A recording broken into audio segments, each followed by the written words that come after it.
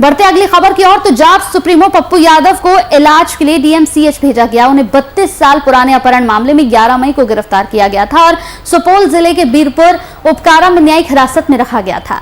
जिलाधिकारी ने बताया कि पप्पू यादव की स्वास्थ्य समस्या को देखते हुए बुधवार को मेडिकल टीम गठित की गई थी।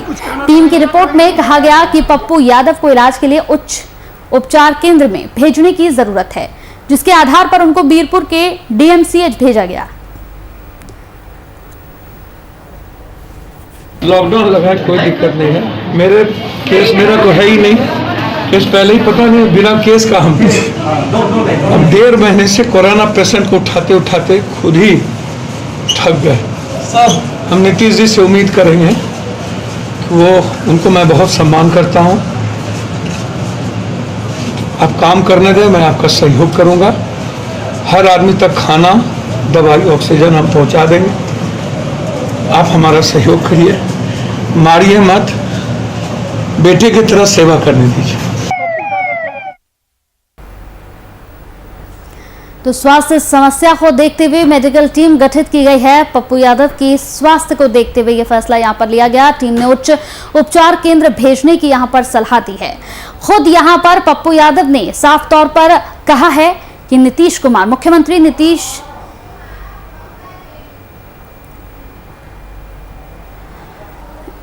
तो जेडीयू प्रवक्ता अंजुम आरा हमारे साथ इस पूरी चर्चा में जुड़ गई है। अंजुम, बहुत बहुत स्वागत है आपका वीआईपी न्यूज पर। जी शुक्रिया। जी अंजुम जी, जिस तरीके से तस्वीरें सामने आ रही हैं, पप्पू यादव को यहां पर उनके स्वास्थ्य को देखते हुए यहां पर भेजा गया है डॉक्टर्स के पास, उनका लगातार इलाज चल रहा है। लेकिन ऐसे में एक सवाल यहां पर यह भी उठता है कि लगातार उनका यह कहना है कि वो मुख्यमंत्री नीतीश कुमार का बहुत सम्मान करते हैं। ऐसे में उन्होंने ये यहाँ पर बहुत ही रिक्वेस्ट की है कि उन्हें बेटे की तरह काम करने दिया जाए, वो सहयोग करने को तैयार है। देखिए, पप्पू यादव जी की गिरफ्तारी जो हुई है वो कोर्ट के न्यायालय के आदेश पर हुई है। यहाँ पे हमारी सरकार, बिहार सरकार जो है वो ये बताइए कि कहाँ उनको रोका जा रहा है। वो जब गिरफ्तार नहीं हुए थे तो अन्य लोगों की तरह वो भी जितना हो सकता है इस पैंडेमिक में वो सेवा कर रहे थे लोगों के लिए। अगर इस तरह का सवाल अगर वो हमारी सरकार से कर रहे हैं तो वो कोई राजनीति कर रहे हैं, इसके अलावा कुछ नहीं। उनको अच्छी तरह से पता है, इतने सारे केसेस में वो मुद्दालय है, इतने सारे उन्होंने ट्रायल फेस किया है, सारी चीजों जो कोर्ट के प्रोसीजर है, लॉ के प्रोसीजर वो जानते हैं कि जब वारंट इश्यू न्यायालय से हुआ है, पुलिस जो है जस्ट वो तामिला, जो पुलिस है वो जस्ट तामिला किया है न्यायालय के उस आदेश का, बाकी चीजें न्यायालय के अधीन है।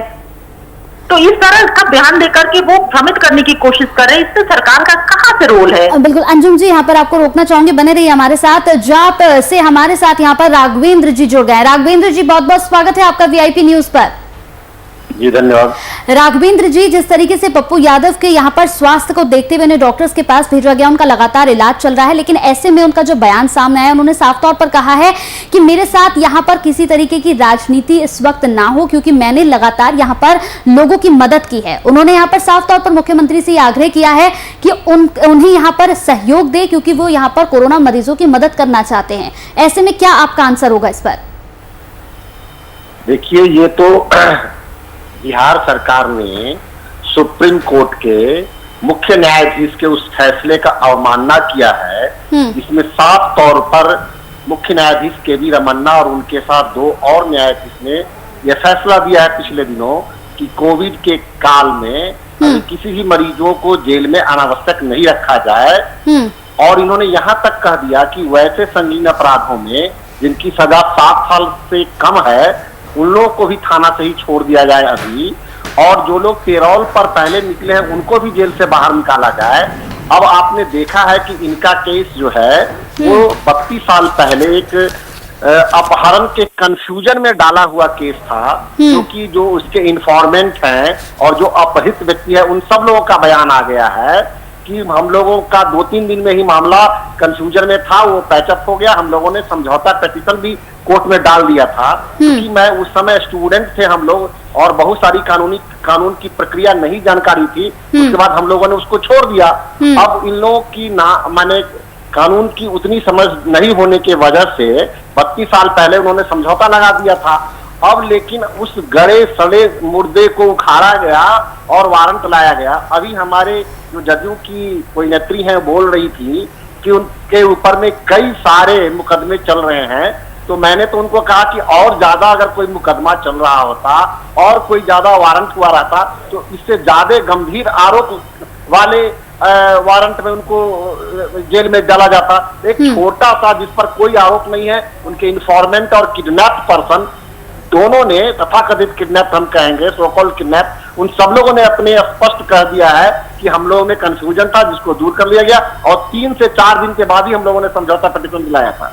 और इसी आधार पर, उसी समझौते पिटीशन के आधार पर पप्पू यादव जी का उस समय एंटीसिपेटरी बेल भी हो गया था। अब ये बिहार सरकार जानबूझ करके उनको अपनी गलती को, अपनी बदनामी को छुपाने के लिए और जो उनकी बदइंतजामी है स्वास्थ्य विभाग के द्वारा विभिन्न अस्पतालों में, उसको छुपाने के लिए पप्पू यादव जी को कटघरे में खड़े कर रही है। और एक तो ये कर ही रही है, दूसरी तरफ सुप्रीम कोर्ट के चीफ जस्टिस के उस फैसले का भी अवमानना कर रही है। राघवेंद्र जी, इस पूरी चर्चा में हमारे साथ यहाँ पर अंजू महाराज जी भी बनी हुई हैं जेडीयू से। अंजू महाराज जी, क्या जवाब देंगे इसका? क्योंकि लगातार अगर हम बात करें तो जो आपकी तरफ से यही कहा गया है कि यहाँ पर ये पूरी जो है ये साजिश है, जानबूझकर पप्पू यादव को फंसाया गया है। देखिए, 2 चीज इन्होंने कहा। एक आज ऑनरेबल सुप्रीम कोर्ट का ये वर्डिक्ट है कि पैंडेमिक दौर में किसी की गिरफ्तारी नहीं हो, और जो इन्होंने भी कहा, तो इस आशय का अगर गिरफ्तारी हुई है, इनकी गिरफ्तारी जो हुई है, इसके लिए इन्होंने ऑनरेबल हाई कोर्ट में पिटीशन फाइल किया। ऑनरेबल हाई कोर्ट को, क्योंकि अपेक्स कोर्ट है सुप्रीम कोर्ट, उसको कंसीडर करना चाहिए था, इमीडिएट रिलीज करना चाहिए था, लेकिन ऑनरेबल हाई कोर्ट इनके पिटीशन को डिसमिस किया, सिरे से खारिज किया। दूसरी बात जो ये क्या रहे, जो कोर्ट के प्रोसीजर की बात कर रहे हैं, सीआरपीसी क्रिमिनल प्रोसीजर कोड की बात कर रहे हैं कि वहां पे कॉम्प्रोमाइज पिटीशन लग गया, बेल हो गया। बेल एक दूसरी चीज होती है, कॉम्प्रोमाइज पिटीशन लगने का मतलब मैं ये कहीं से भी अपनी सरकार को डिपेंड नहीं कर रही हूँ। मैं जो कोर्ट का प्रोसीजर है, जो सीआरपीसी, उसकी मैं बात कर रही हूँ। वो जो केसेस खत्म नहीं होते, केसेस खत्म होने के अपने प्रोसीजर है, वहां पे ये अफेयर नहीं हो रहे होंगे उस केस में। अगर मान लीजिए वो कॉम्प्रोमाइज हो गया था तो केस को डिस्पोजल होना चाहिए था। इन लोगों के अफेयर नहीं होने की वजह से कोर्ट का अनावश्यक टाइम जो डिले होता है, तो कोर्ट ने पहले सम्मन भेजा होगा इनको। ऐसा नहीं कि एक वारंट आया होगा, पहले सम्मन आया होगा, देन बेलेबल वारंट आया होगा, तब नॉन बेलेबल वारंट आया होगा, तब जाकर उनकी गिरफ्तारी हुई। और गिरफ्तारी एक एब्सोल्यूट कोर्ट के आदेश का पालन किया गया है। इसके अलावा कहीं भी कोई राजनीति नहीं, कहीं भी कुछ भी नहीं। और रही बात जो आदरणीय पप्पू यादव जी का कहना है कि हमारा सहयोग करे, तो निश्चित रूप से वो मैं उनको विश्वास दिलाती हूँ कि हमारी सरकार ना किसी को फंसाती ना बचाती है। और जो बिहार जेल मैनुअल के अकॉर्डिंग जो भी प्रोविजन है, जो भी है, उसको पूरी तरह से फुलफिल हमारी सरकार निश्चित रूप से करेगी और जेल प्रशासन निश्चित रूप से करेगा। राघवेंद्र जी, क्या जवाब देंगे?